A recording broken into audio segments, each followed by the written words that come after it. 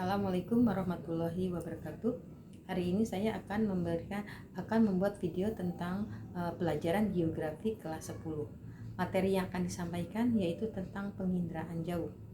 Yang mana di sini yang akan saya sampaikan yaitu pertama, pengertian daripada penginderaan jauh, yang kedua, komponen-komponen penginderaan jauh, yang ketiga, istilah-istilah penginderaan jauh di negara lain, dan yang keempat, langkah untuk mengenal objek. Yang pertama di sini akan saya bahas yaitu pengertian penginderaan jauh. Penginderaan jauh adalah suatu ilmu atau seni dan teknik dalam usaha untuk mengetahui benda, gejala, area dari jarak jauh dengan menggunakan alat penggunaan berupa sensor buatan. Itu pengertian daripada penginderaan jauh. Secara garis besarnya yaitu penginderaan jauh berarti kita melakukan pemotretan dengan menggunakan alat berupa sensor tapi posisinya yaitu dari jarak jauh. Nah, yang kedua di sini akan kita bahas yaitu tentang komponen penginderaan jauh. Komponen penginderaan jauh ada 4. Yang pertama tenaga, yang kedua objek, yang ketiga sensor, yang keempat citra yaitu berupa hasil. Yang pertama, dalam melakukan pemotretan penginderaan jauh, yang pertama kita harus memiliki tenaga.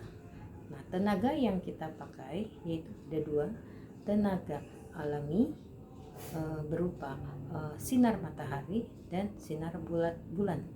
Nah, sinar matahari digunakan di dalam pemotretan yaitu ketika kita melakukan pada siang hari, dan sinar bulan dilakukan pemotretan yaitu ketika pada malam hari.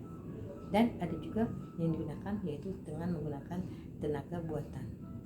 Nah, setelah kita melakukan menggunakan tenaga yang sudah kita peroleh, yang kedua yaitu kita menentukan objek yang akan kita lakukan pemotretan yaitu berupa atmosfer yaitu lapisan udara, seperti misalkan contohnya iklim, badai, dan curah hujan.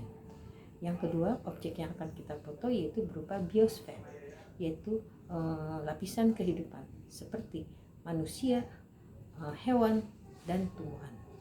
Yang ketiga, objek yang akan kita foto yaitu tentang hidrosfer air. Air ini bisa air di darat maupun bisa air yang ada di laut.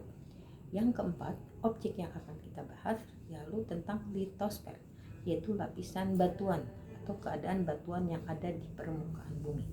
Nah, setelah kita bisa menentukan objek yang akan kita foto, baru kita menentukan yang ketiga yaitu sensor. Nah, nanti diproses di dalam sensor. Sensor yaitu merupakan alat untuk merekam. Tempat untuk menyimpan daripada sensor tersebut yaitu ada 3. Yang pertama pesawat terbang, yang kedua balon udara, dan yang ketiga sinar mata. Yang ketiga yaitu satelit. Nah, setelah sensor melakukan perekaman, baru diproses dengan menggunakan data digital dan data visual. Nah, kemudian baru ada hasil yaitu berupa citra. Hasil ini bisa berupa 2 dimensi dan 3 dimensi. Nah, itulah langkah-langkah dalam penentukan penginderaan jauh. Nah, kemudian yang ketiga yaitu langkah untuk mengenal objek. Langkah untuk mengenal objek yang pertama yaitu deteksi. Melihat ada atau tidaknya suatu objek pada foto tersebut. Yang kedua, identifikasi, yaitu dengan cara membaca foto atau pengenalan objek. Yang ketiga yaitu analisis, yaitu proses untuk merujuk kelompok-kelompok objek yang mempunyai kekhususan tersendiri dan diklasifikasikan. Deduksi, yaitu proses yang didasarkan pada titik bukti yang menyampaikan ke suatu objek. Nah, istilah-istilah penginderaan jauh di negara lain.